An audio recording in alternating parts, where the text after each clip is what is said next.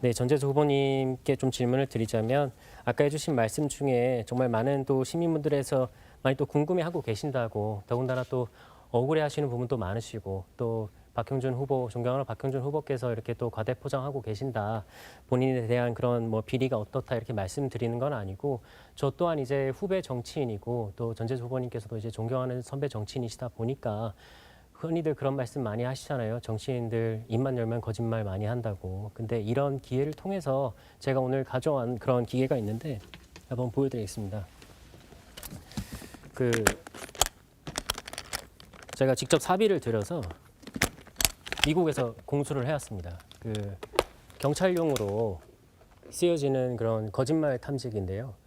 정말 존경하는 전재수 후보님께서 이 자리를 토대로 본인에 대한 비리나 이런 것들이 정말 이미 수사가 종결이 되고 끝났지만 부산 시민들 앞에 시정을 이룰 수 있는 330만의 시정이라면 정말 거짓말 탐지기를 통해서 이렇게 본인에 대한 의혹을 떨칠 수 있는 의향이 있으신지 좀 여쭙고 싶었습니다. 답변 부탁드립니다. 정의한 후보님 청년 정치인으로서 뭐 토론에 임하고 계신데 지켜야 될 선은 지켜주십사 하는 말씀을 드리도록 하겠습니다. 제가 부산의 유일한 민주당 국회의원입니다. 저에게 문제가 있었다면 한석밖에 없는 국회의원직을 사퇴하고 부산시장에 출마를 했겠습니까?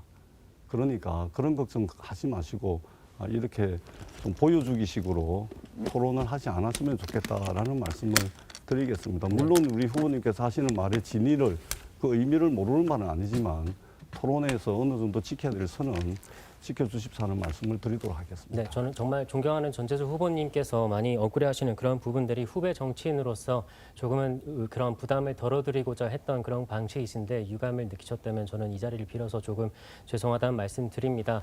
저는 만약에 전재수 후보님, 존경하는 전재수 후보님의 입장이었다면 이 자리를 통해서 물론 이 거짓말 탐지기가 법적 효력이 없다라는 사실은 우리 존경하는 전재수 후보님께서도 잘 아실 거라 생각합니다. 오히려 이번 기회를 통해서 내가 당당하게 거짓말 탐지기에 응하겠다. 지금 이 자리에서든 이 자리가 끝나서든 정말 시민들 앞에서 내가 응하겠다라고 말씀을 해주셨다면 더 좋지 않았을까라는 생각을 합니다. 후보님 죄송한데 제가 한 말씀만 더 드릴까요? 네. 지난 4개월 동안 저를 아는 사람들 중에 전화 통화 2번, 3번 이상 한 사람들 전부 정부 조회를 다 했습니다. 거기에는 기자들도 포함되어 있고요. 제 지역구에 70, 80대는 형님들도 정보 조회를 당했는데 경찰청에서 이제 와가지고 무슨 일이냐고 물을 정도로 정말 강도 높은 수사를 받았습니다. 그리고 저는 수사 과정에서 일관되게 말씀을 드렸지 않습니까?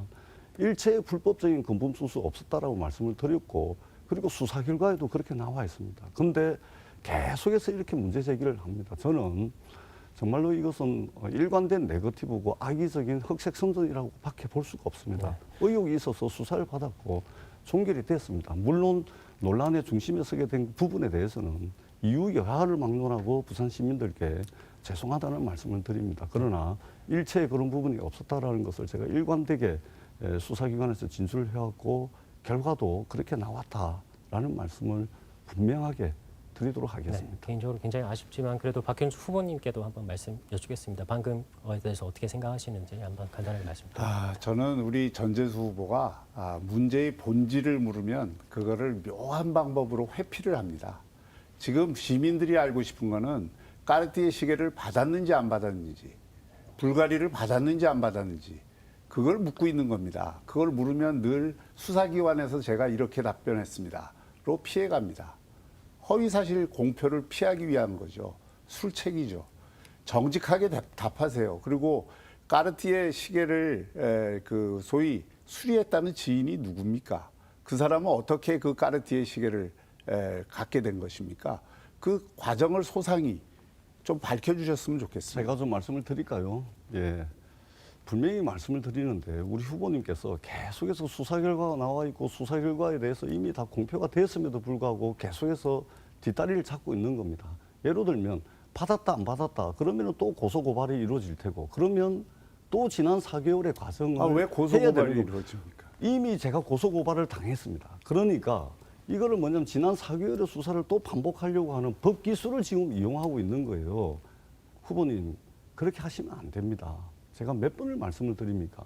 저에게 문제가 있다면 하나밖에 없는 민주당 국회의원직을 사퇴를 하고 제가 부산시장에 출마를 하겠습니까? 한번 생각을 해보십시오. 그렇기 때문에 더 이상 의혹이 있으면 수사를 해야 되고 그 수사를 강도 높게 받았고 그리고 그것이 종결이 돼서 나와 있습니다. 그런데 그것을 자꾸만 의혹이 있다 답변해라 이렇게 하는 것은 전형적으로 악의적인 흑색선전이고 박형준 후보가 선거 기간 내내 일관되게 네거티브로 하고 있습니다. 저는 성과 없는 부산시정을 보인 무능한 부산시장에 저는 공격이라고 생각하지 않을 수가 없습니다. 네, 시간이 다 됐습니다. 정의안 후보가 제시한 전자기기는 선거방송토론위원회와 사전에 협의되지 않았음을 알려드리겠습니다. 마지막으로 국민의힘 박형준 후보 주도권 토론 시작해 주시죠. 네, 우리 그 전재수 후보가 성과 없는 시정이라고 했는데 성과 차고 넘칩니다. 지금 부산이 5년 전에 비해서 엄청나게 변화했다는 것은 엊그제 그 중국인들이 전 세계 여행지 가운데 부산을 가장 가고 싶은 여행지로 꼽았습니다. 그리고 아시아 관광객들이 요즘 부산병 아리를 한다고 할 정도로 부산의 재미와 매력에 빠져들고 있습니다. 이게 그냥 이루어진 일이 아닙니다. 지난 5년 혁신의 파동이 모든 곳에서 넘쳐났습니다. 우리가 미식 도시 만들었고 커피 도시 만들었고 컨텐츠 도시 만들었습니다. 그런 결과입니다. 부산의 삶의 질 엄청 좋아졌습니다. 대기질이 지금 전국에서 1위고요. 생활체육 참가율도 1위입니다. 우리 전재수 후보는 숫자에 빠지지 말라 그러는데 우리 전재수 후보야말로 숫자를 무시하지 마십시오. 숫자가 그 도시의 성과의 지표입니다. 이런 것들을 외면하면서 무조건 프레임을 걸어서 상대를 무능하다, 또 한계 없다 이렇게 찍어 누르는 거야말로 그것이 네거티브인 것입니다. 한 가지 더 말씀드리겠습니다. 네거티브와 검증의 차이를 제가 말씀드리겠습니다. 검증은 시민들이 비리에 대해서 묻고 있는 게 검증입니다. 비리가 있는지 없는지. 비리에 대해서 지금 답변을 못하고 계시잖아요. 여전히 똑같은 얘기를 반복하고 있습니다. 그걸로 시민들의 갈증이 해소됐습니까? 전혀 갈증이 해소되지 않았습니다. 시민들에게 정직하게 답변을 못하면서 받았으면 받았다, 안 받았으면 안 받았다 이렇게 얘기를 하면 되는 것입니다. 만약에 안 받은 게 그게 사실이라면 어떤 법에도 걸릴 이유가 없어요. 걸릴 이유가 없습니다. 그게 왜 허위 사실이 됩니까? 안 받은 걸 안 받았다고 얘기하는데 문제는 그 받은 내용이 증거가 의심되는 정황이 지금 있기 때문에 그에 대해서 답변을 못 하시는 거예요. 이거 분명히 얘기죠. 왜 그 말을 싹 돌려갖고 그것을 회피하려고 하십니까? 그리고 제가 말씀드리지 않았습니까? 그거를 물타기 하기 위해서 아니 개인 회사가 영업을 잘해서 그것도 해외 영업을 잘해서 매출이 늘었으면 칭찬받을 일이지 그게 무슨 비난받아야 될 일입니까? 그게 시장의 가족관계에 있는 기업이라고 해서 그 기업이 비리가 없는 이상 그리고 어떤 문제가 없는 이상 그 매출이 는 게 왜 문제입니까? 저는 전혀 그 이해를 할 수가 없습니다. 그런 식으로 물타기 하는 것은 그거야말로 네거티브죠. 검증과 네거티브를 명확히 구별을 해야 된다고 저는 생각합니다. 제가 하자는 것 그리고 정의안 후보가 지금 검증하려고 하는 건 시민들이 정말 궁금한 거를 검증을 하려고 하는 겁니다.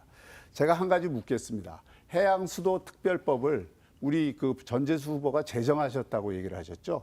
여러 자리에서 그 얘기하셨어요. 그런데 해양수도특별법은 전재수 후보는 이 제정에 참여하지 않은 것으로 저는 알고 있는데 제정에 참여하셨습니까? 자, 제가 이제 LCT 말씀드리고 이 문제에 답변을 하세요. 말씀드리겠습니다. 그것은 약속을 지키지 않는 시장에 대한 부산 시민들의 문제 제기다라는 말씀을 드리고 해양수도 특별법은 제가 해수부 장관으로 있으면서 국회와 협력을 하면서 제정을 한 겁니다.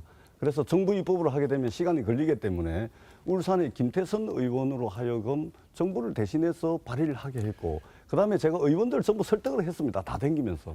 그렇기 때문에 사실상 이제 제정이 맞는 것이죠. 그러면 그렇게 말씀하시면 안 됩니다. 제정을 했다는 것은 그 자칫 잘못 말하시면 그게 허위 사실이 되는 거예요. 무슨 말씀인지 아시잖아요. 5개, 6개의 법률안이 제출이 됐습니다. 그 가운데 5개는 6개 가운데 하나는 민주당 의원이 한 거지만 다른 5개는 국민의힘 의원들이 다 발의한 겁니다. 그게 통합심의가 돼서 그 법이 통과된 것이죠. 이걸 왜 본인이 그 성과를 독차지합니까? 제가 장관으로 있으면서 아니, 제가 지금 여야를 답변 시간 안 땡기면서 드렸어요. 무슨 그 의미인지 말씀 아시면서 그렇게 꼬아서 무슨 말씀하십니까? 의미가 아니라 그래서 네. 재정이라고 무슨 의미인지 재정을 아시잖아요. 본인이 네. 하셨다고 말씀하시면 안 된다 이 말씀입니다. 그리고 이 그 부산시정은 사실 물론 해양 수도 기능이 중요하고 그 기능들이 중요하지만 그것으로 한정되는 게 이게 부산시정이 아닙니다. 부산시장은 복합 종합 행정입니다. 여러 층위의 일들을 알아야 돼요. 제가 뽕삐두를 물었더니 조현아랑 문제로 그 호도하셨잖아요. 뽕삐두를 짓느냐 안 짓느냐는 우리 부산 시민들이 다수가 원하느냐 원하지 않느냐에 의해서 결정되는 겁니다. 60% 이상의 65% 가까이가 뽕삐두 유치를 찬성을 했습니다. 그 여론에 의해서 또 공론화위원회를 거쳐서 우리가 추진하고 있는 사업입니다. 또 그것이 그 부산의 관광 진흥을 위해서 대단히 중요하기 때문에 이런 일을 하는 것입니다. 오페라 하우스를 그냥 첫해 브랜딩을 제대로 못하면 시골에 지방 대도시의 오페라 하우스로 전락될 위험이 있기 때문에 라스칼라하고 협력을 하는 것입니다.